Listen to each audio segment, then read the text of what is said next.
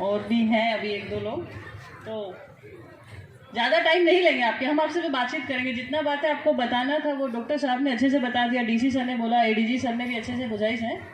मुझे ये बोलो, आप लोग कितने लोग यहाँ पे मेंटली प्रेजेंट हैं? हैंड्स अप करके बोलो, किमान जन मेंटली प्रेजेंट आसे यार। हाँ, इतना सब तो यहाँ पे बस अपना फिजिकली प्रेजेंट आसे है। বুজি পোৱা নাই নেকি? বাইদেৱে কৈছে এই মিটিংখনৰ কাৰণে আপোনালোকে শুনাৰ ক্ষেত্ৰত ধৈৰ্যৰে কোনে কোনে শুনিব বিচাৰি আছে বা কোনে কোনে শুনিছে মনঃপূৰ্তভাৱে। ये सब क्यों खड़ा रह गए? आप भी सामने आइए, आप ही से तो बात करना है। Come first.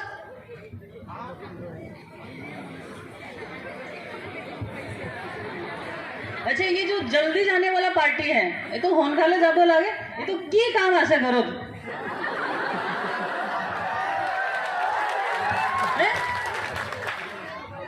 और ये बीच वाला ये ग्रुप है ना, ये वाला, ये हम जब से देख रहे आपस में बातचीत करें की इम्पोर्टेंट कथा चलिया से कोई तो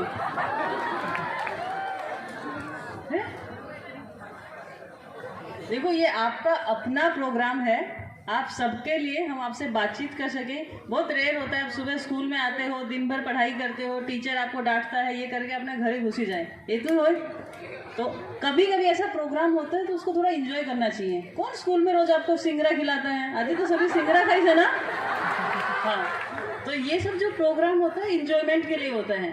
कितना क्लास मिस हुआ आज आपका? किमान क्लास मिस हुआ है? बताओ, ऐसा अपॉर्चुनिटी मिलता है क्या कभी? आज अपॉर्चुनिटी मिला है, क्लास में टीचर नहीं पढ़ाएगा, इससे ज़्यादा मौका कब आता है? और उसमें भी आप लोग भागने की कोशिश कर रहे हो घर जाने की। मुझे पता है कि छुट्टी का टाइम होता है, लास्ट पीरियड में हम लोग भी नहीं पढ़ते थे। जब भी लास्ट पीरियड होता था हम सबसे पहले बैग पैक करके रखते थे कि जैसे ही बेल बजेगा तो कंपटीशन होता था कि स्कूल के गेट से बाहर सबसे पहले कौन निकलेगा। आप लोग भी करते हैं? हाँ, ठीक है। तो देखो, ये सब चीज़ें मजाक था जो एक्सपर्ट साहब ने, डॉक्टर साहब ने आपको बताया। आज ये देखो, छोटा छोटा बच्चा भी टेंशन में हो जाता है। आप में से कितने लोगों को टेंशन है? हाथ उठा के बोलो, किमान जन टेंशन में आसे? ओ माय गॉड, क्या टेंशन आसे? एग्जाम टेंशन आसे। और ई वाले की टेंशन आसे? Exam, only exam. एग्जाम की टेंशन बोलो कि टेंशन आसे नहीं कि फेल हो जाए हैं? अच्छा, चलो ठीक है। ये बताइए, अभी तक कितना लोग फेल हुआ है? अभी आप लोग 7th, 8th, 9th, 10th class में पढ़ रहा होगा इनमें से बहुत सारे बच्चा, तो उसमें से अभी तक कितना लोग फेल हुआ है? एक को हुआ नहीं? तो फिर टेंशन क्यों है? हर साल तो एग्जाम होता है, हर साल तो पास हो ही जाए ना। तो ई ईयर में की ऐसा विशेष है कि आपको टेंशन है? फर्स्ट क्लास में पास हुई से, सेकंड क्लास पास हुई से, थर्ड क्लास पास हुई से, तो जब सब क्लास पास करते आए तो अभी भी पास हो जाओगे। की टेंशन है एग्जाम की? है? ऐसा लगता ही है।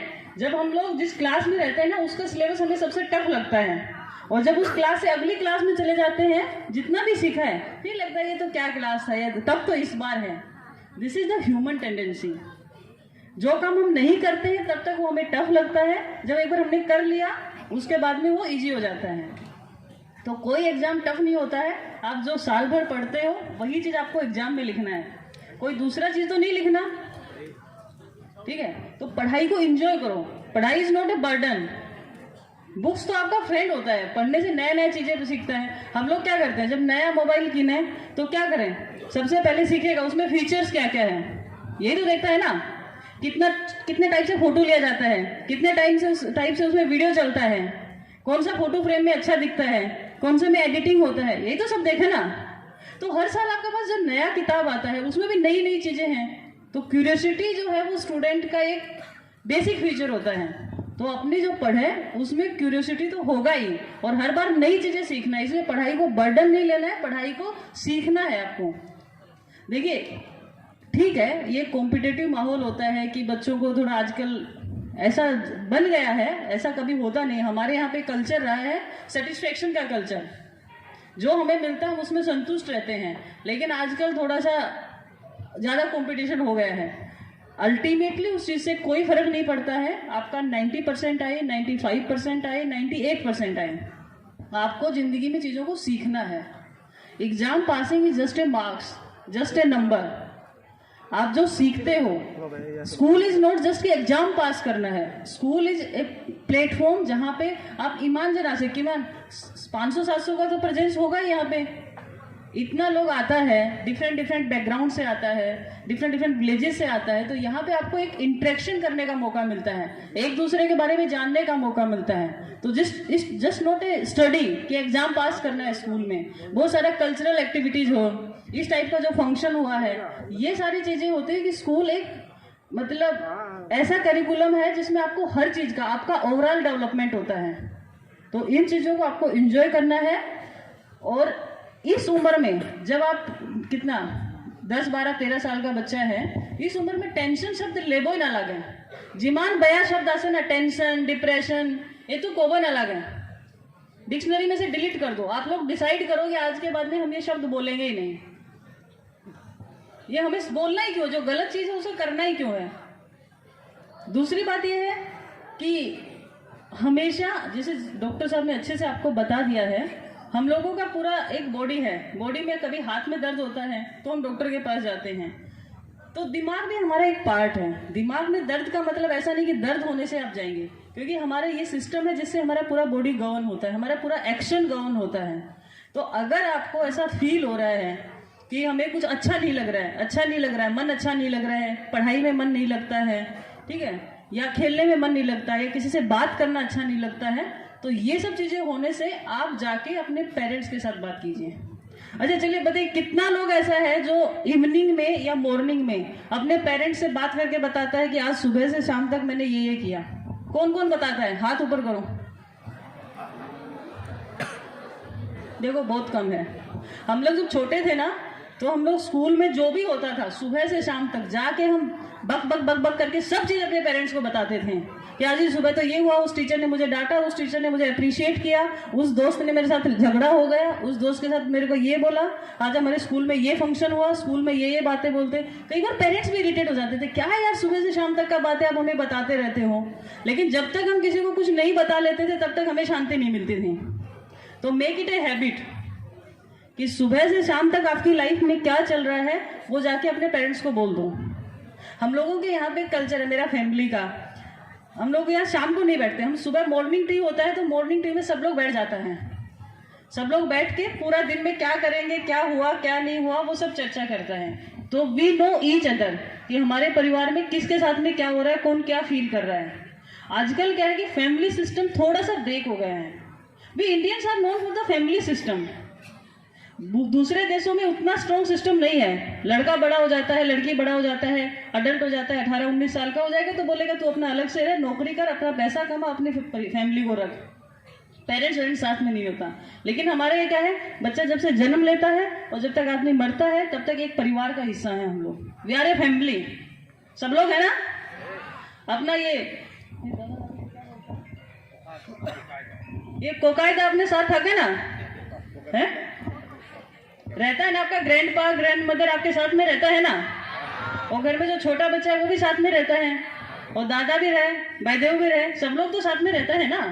तो ये हमारा एक फैमिली सिस्टम है। यही हमारे इंडियन सिस्टम की एक ब्यूटी है कि हम लोग सब साथ में रहते हैं, एक दूसरे के साथ सीधे शेयर करते हैं। तो आप लोगों को उस सिस्टम को मेंटेन रखना है। जब से मोबाइल आया है तब से लोगों ने छोड़ दिया है, बातचीत ही नहीं करता है। Everyone is busy in mobile, कुछ देख रहा है अपना, बाकी किसी से बात ही नहीं कर रहा है। तो आप सब लोग अच्छे बच्चे हैं, आज से ही जाके जो आपकी जिंदगी में चल रहा है, अच्छा बुरा जो कुछ हो रहा है, अपने पेरेंट्स के साथ शेयर कीजिए, अपने भाई भोंती के साथ शेयर कीजिए, बताना है, अपने दोस्तों के साथ में बताना है।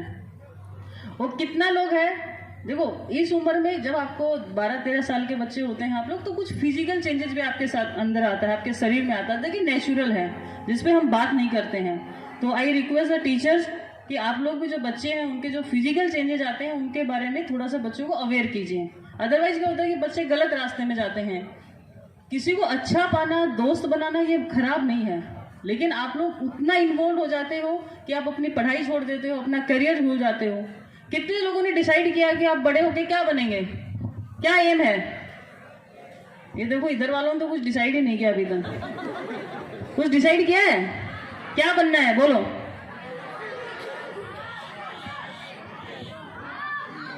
मुझे मेरे जैसा बनना है। वेरी गुड, फिर तो अच्छा लग रहा है, मेरा कम्युनिटी में और लोग भी आ रहे हैं ना। देखो, अपना जिंदगी का एम डिसाइड करो और उस एम के लिए आप लोगों को पढ़ाई करना है। पढ़ाई करना है ना, तो जितना दूसरा चीज जिंदगी में आता है, आपका रास्ता सीधा है, आपको अपने सीधे रास्ते में आना है। रास्ते में कुछ कुछ हर्डल्स आएंगे, कुछ टूटा फूटा रास्ता आएगा, तो उसको ओवरकम करके आगे जाना है। लेकिन रास्ते से डाइवर्ट वाला रास्ता दे दोगे तो आगे नहीं पहुंच पाओगे ना आप लोग। तो आगे पहुंचना है तो रास्ता का जो छोटा छोटा डाइवर्जेंस है, मम्मी ने डांट दिया, दोस्त के साथ झगड़ा हो गया है, टीचर ने डांट दिया, उसके नंबर ज्यादा आ गए, मेरा कम आया है, इन सब चीजों पे नहीं रुकना है। जो हम गलती करते हैं उससे सीखना है। कोई ऐसा आदमी नहीं होता जो जिंदगी में गलती नहीं करता है। आदमी बना ही गलती करने के लिए है, लेकिन गलती करके बाद में उससे सीखना है, उसको रिपीट नहीं करना है। दूसरी बात है, बहुत सारे बच्चों में आता है, 15-16 की एज में कुछ कुछ बच्चों में इस टाइप का भाव आता है कि मैं तो कुछ नहीं हूँ, I am good for nothing. ना मैं दिखने में सुंदर हूँ, ना मैं पढ़ने में अच्छा हूँ, मेरी मम्मी भी मुझे डांटती रहती है, दोस्त भी मुझे साथ में नहीं खिलाते हैं, कुछ भी नहीं करते हैं। तो ऐसे बच्चों से मेरा अनुरोध है, ऐसे से नहीं, सबसे अनुरोध है कि आज आप लोग जाइए और आप अपनी डायरी में, जो आपका नोटबुक होता है, उसमें आप 5 अपना पॉजिटिव चीजें लिखें।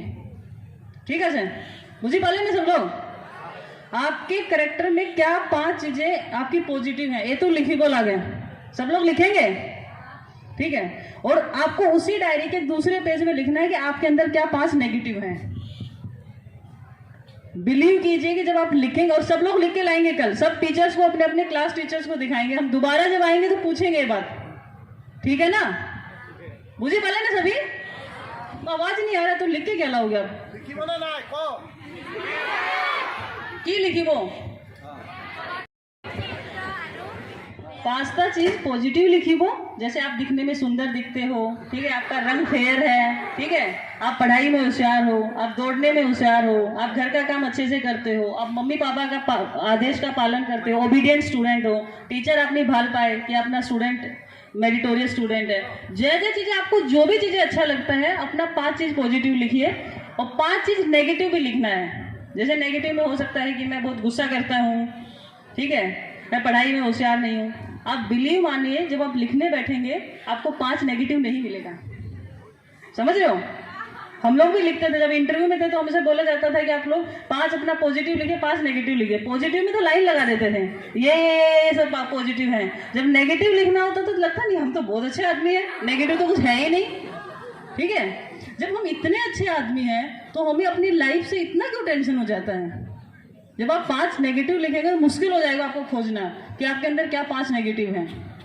ठीक है, तो आप ये एक्सरसाइज करिए, अपने टीचर्स को दिखाइए, अपने घर वालों के साथ, अपने पेरेंट्स के साथ बातचीत कीजिए, और जो भी अपने फ्रेंड्स हैं, समटाइम्स ये होता है कि हमारे पेरेंट्स के पास उतना टाइम नहीं होता है, या वो दूसरे काम में बिजी होते हैं, या कुछ अनफॉर्चुनेटली किसी के पेरेंट्स नहीं भी हैं, तो अपने फ्रेंड्स के साथ बात कीजिए। जो भी आप अच्छा पाते हैं, बुरा पाते हैं, आपके सर्किल में 2-3 ऐसा आदमी होना चाहिए जिसके साथ आप बातचीत कर सकें। ठीक है, जब तक आप अपने मन के अंदर जो है उसको बाहर नहीं निकालेंगे, तब तक आप कभी भी अपना मन हल्का नहीं करेंगे, अपना सब कुछ अपने अंदर रखेंगे। अगर मान लीजिए आज आपके टीचर्स के पास जितना नॉलेज है, वो सारा नॉलेज वो अपने अंदर रखेंगे, आपको नहीं देंगे, तो आप कैसे उस नॉलेज के बारे में जानकारी पाएंगे? तो जो भी आपके दिमाग में अच्छा बुरा है, अपने दोस्तों के साथ शेयर कीजिए। ठीक है, और ये बहुत अनफॉर्चुनेट है कि आजकल बच्चे को लगता है लव अफेयर होता है। हम समझते हैं कि कुछ फिजिकल चेंजेस होता है, काउंटर मतलब ऑपोजिट सेक्स में एक अट्रैक्शन होता है, लोग लड़का लड़की एक दूसरे को अच्छा पाता है, ठीक है, that's good, it's not unnatural, don't fear about that कि अननेचुरल है, दिस इज नेचुरल प्रोसेस। लेकिन आपका दोस्त होना बुरा नहीं है। आपका जो जिंदगी का गोल है, आपको पढ़ाई करना है, वो आपका प्रायोरिटी है, आप अपनी पढ़ाई कीजिए, अच्छा दोस्त रखिए, नो प्रॉब्लम। आपको जिंदगी में आगे बढ़ना है, वो कीजिए। ठीक है, गवर्नमेंट ने हर चीज़ें सोच के बनाया है, मैरिज का एज बनाया है, वो भी सोच के बनाया है कि तब तक आपका एक बेसिक एजुकेशन पूरा हो जाए और आप फिजिकली उतने स्ट्रांग हो सकते हैं कि मैरिज के बाद में जो भी आपकी रिस्पॉन्सिबिलिटीज है आप उसको बियर कर सकें। ठीक है, हर चीज़ बहुत साइंटिफिकली डिजाइन किया गया है। तो अभी छोटा छोटा बच्चा हम देखते हैं तो पुलिस डिपार्टमेंट में तो इतना केस आता है, 14-15 ईयर्स का बच्चा कहता है मुझे शादी करना है। नहीं, दिस इज नॉट जॉब, मतलब it's a serious matter, I am talking about that. ठीक है, आपको शादी करने का जब आपका एज आएगा, जब आपको रिस्पॉन्सिबिलिटी बियर करने के लिए रेडी हो जाएगा, आपका फिजिकली भी आप स्ट्रांग हो जाएंगे, आप मेंटली भी स्ट्रांग हो जाएंगे, फैमिली सिस्टम में कैसे आपको एडजस्ट करना है, तब आपका शादी हो जाएगा। आप जिस लड़के को अच्छा पाते हो, जिस लड़की को अच्छा पाते हैं, आप उसको पाइए, अच्छा पाइए, नो प्रॉब्लम फॉर दैट। लेकिन ये जो गलत चीजें हैं उसको अडॉप्ट नहीं करना चाहिए। आप सब लोग पढ़ने वाला बच्चा है, अपने पेरेंट्स को बिना बताए आप लोग घर से बाहर चला जाता है। अपने ना जाने ना दुनिया कितना एडवांस हो गया है। यहाँ से आपको प्यार का नाम लेके जाएगा। जो लड़का आपसे 2 साल बड़ा है, जिसका कोई नौकरी नहीं है, वो आपको बेंगलोर, चेन्नई, हैदराबाद ले जाके कहाँ रखेगा? क्या खिलाएगा आपको? कहाँ से आपकी आवश्यकताएं पूरी करेगा? कर पाएगा क्या? तो फिर हम क्यों चले जाते हैं? हम क्यों नहीं सोचते हैं कि ये लड़का जो बेरोजगार है, जो कुछ नहीं कर पा रहा है, जिसके पास कोई जॉब नहीं है, वो हमें कैसे रखेगा? हम कैसे सर्वाइव करेंगे? आज आपके पेरेंट्स डे नाइट काम करते हैं, बहुत सारे लेबर फैमिली से आता है, बहुत सारे टीचर होगा, डॉक्टर होगा, डिफरेंट ऑक्यूपेशन में है। वो लोग दिन रात मेहनत करते हैं, तब वो अपने बच्चों को खिला पाते हैं टाइमली, अपने बच्चों को पढ़ा पाते हैं, अपने बच्चों को कपड़ा उपड़ा दे सकते हैं। तो वो जो लड़का जो तुम्हें लेके जाने की बात कर रहा है, वो ले जाके आपको कैसे रखेगा? ठीक है, तो इतना इजीली भरोसा नहीं करना है, सोचना है सब पे। और आपके पेरेंट्स ने जब आपको जन्म दिया, उसके बाद में आपको 15-17 साल का किया है, बड़ा किया है, उन लोगों के भी आपके सपने होते हैं कि हमारा बच्चा बड़ा होकर ये बनेगा, और वो बच्चा उन पेरेंट्स को छोड़ के किसी के भी साथ में चला जाता है। जब आपका शादी का उम्र होता है, जब आप बड़े हो जाएंगे, मेच्योर होंगे, तो अपने पेरेंट्स को बोलिए कि मुझे इस लड़के से शादी करना है, इस लड़की से शादी करना है। Your parents will definitely do for your happiness. ठीक है, एक पेरेंट्स के लिए उसके बच्चे की खुशी सबसे ज्यादा खुशी होती है। सुबह से शाम तक वो लोग काम करता है जस्ट बिकॉज कि वो अपने बच्चों को एक अच्छी लाइफ दे सके। आप लोगों को चाहिए कि नहीं मुझे ऐसा कपड़ा पहनना है, इस ब्रांड का जूता पहनना है, तो आपके पेरेंट्स कुछ भी करें, वो लोग फटे कपड़े पहनते हैं लेकिन आपके लिए अच्छा कपड़ा पहनाता है ना, खाने के लिए सबको अच्छा देता है। वो आपके पेरेंट्स इतना मेहनत आपसे करते हैं जस्ट बिकॉज उनके भी अपने सपने होते हैं कि आप जब बड़े होंगे, एटलीस्ट कोई लेबर क्लास से है तो वो सोचेगा मेरा बच्चा, मैं लेबर क्लास से हूँ, मैं इतनी मेहनत करता हूँ, मैं नहीं चाहता कि मेरा बच्चा भी सेम चीज में आए, इसलिए वो आपको अच्छे से अच्छे स्कूल में पढ़ाएगा, अच्छे से अच्छी फैसिलिटी आपको देने की कोशिश करेगा। तो हमेशा अपने पेरेंट्स का रिस्पेक्ट करना है, उनकी इच्छाओं का ध्यान रखना है। और कुछ लोग बोलता है कि ये तो लड़का मुझे भाल ना पाए इसलिए मैंने मतलब लड़की ने सुसाइड कर लिया। मतलब इस उम्र में सुसाइड के बारे में सोचना भी पाप है। कैसा एक लड़का जिसको आपको 2 महीने पहले आप उससे मिले हैं, वो लड़के को आप इतना इंपॉर्टेंट समझ रहे हो अपनी जिंदगी में कि आपने अपने पेरेंट्स का 15-17 साल का जो प्यार है, उन्होंने जो पाला है आपको, आपके लिए मेहनत किया है, उस सबको आपने खत्म कर दिया। नहीं होता है ना ऐसा? तो कभी भी आपको जब ऐसा लगे कि मैं कुछ भी नहीं हूं, मेरी जिंदगी में कुछ भी नहीं है, तो सबसे पहले first think about your parents. ये सोचिए कि उनके लिए आप कितने इंपॉर्टेंट हैं। Think about your brother and sister कि हाँ उनके लिए कितने इंपॉर्टेंट है। समटाइम्स हमें ऐसा फील आता है कि नहीं हर कोई मुझसे नाराज रहता है, लेकिन मेरा तो जिंदगी का कोई वजूद ही नहीं है, मैं तो मर जाऊंगा तो अच्छा है। ठीक है, मर जाएंगे तो ये तो एस्केपिज्म है। आपको बोला गया है कि आप सुबह से शाम तक काम कीजिए, ठीक है, और एक बोला है कि जाके मर जाइए। मरना तो आसान है, सब कोई मर जाएगा, तो फिर जिंदा कैसे रहेगा? माइथोलॉजी में बोलता है 84 लाख बर्थ के बाद में ह्यूमन लाइफ मिलता है। बोलता है 84 लाख योनियों के बाद में आदमी के रूप में हम पैदा होते हैं। पता नहीं हम पिछले जन्म में क्या थे, पक्षी थे, पशु थे, जो भी थे, व्हाटएवर, लेकिन माइथोलॉजी के हिसाब से 84 लाख ईयर्स के बाद में ह्यूमन लाइफ मिलता है। This is so precious, how can we destroy it? हमने तो डिसाइड नहीं किया था ना कि हम यहाँ पे जन्म लेंगे। आप में से किसी ने डिसाइड किया था कि आप गोरेश्वर में पैदा होंगे? नहीं किया था ना, तो आप कैसे कर सकते हो कि आप गोरेश्वर में मरेंगे? ठीक है, ये सब चीजें आपके हाथ में नहीं है। आपको एक लाइफ दिया गया है, आपको एक अपॉर्चुनिटी दिया गया है, आपको उसको फुलेस्ट मोड में जीना है।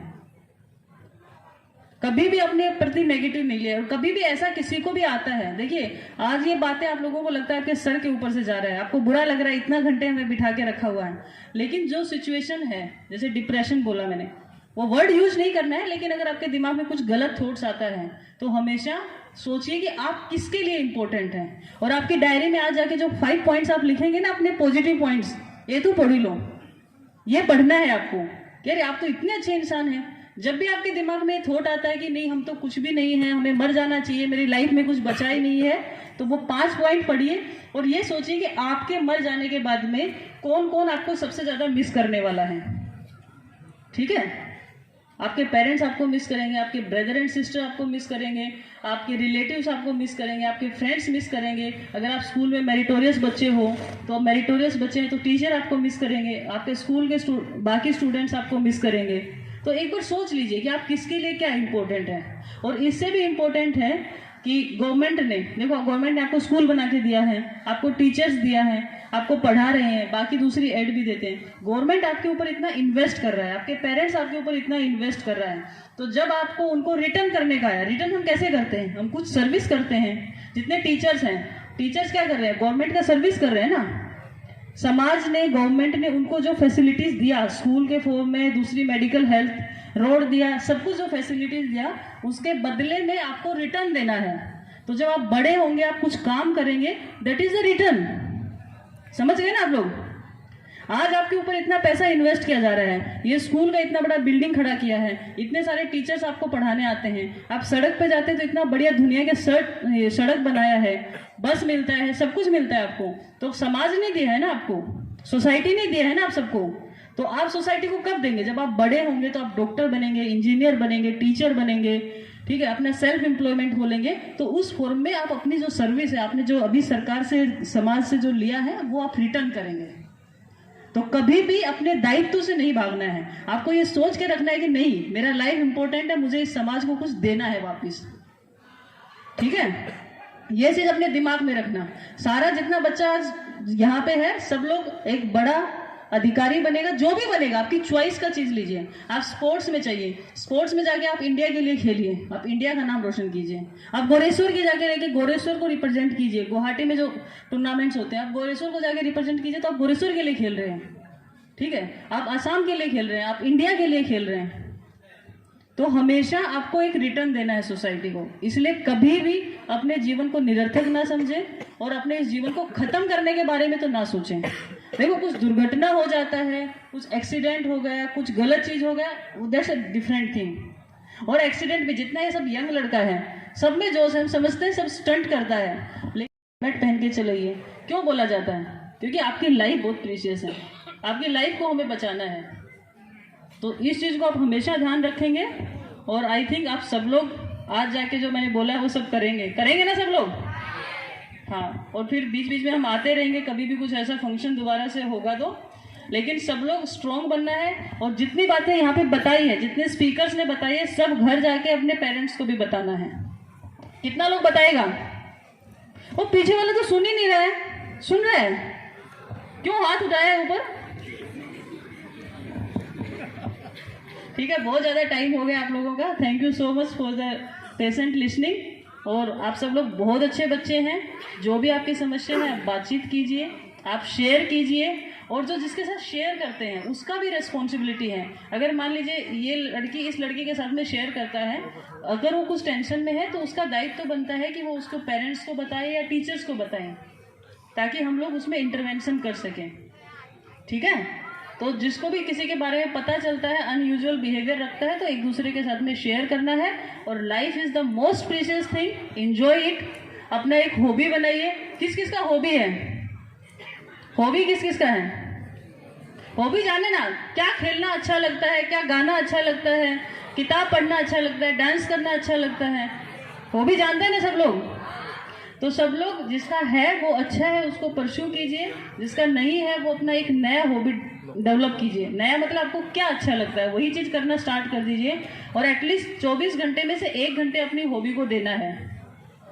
ठीक है, और जब भी गुस्सा आता है या कुछ भी बुरा लगता है, तो 3 टाइम्स डीप ब्रीदिंग करना है। ठीक है, डीप ब्रीदिंग समझे ना? जैसे 3 टाइम्स ये कीजिए, आपका पूरा गुस्सा शांत हो जाएगा, और जितना नेगेटिव थॉट्स है सब खत्म हो जाएगा। करेंगे ना सब लोग? करके दिखाइए।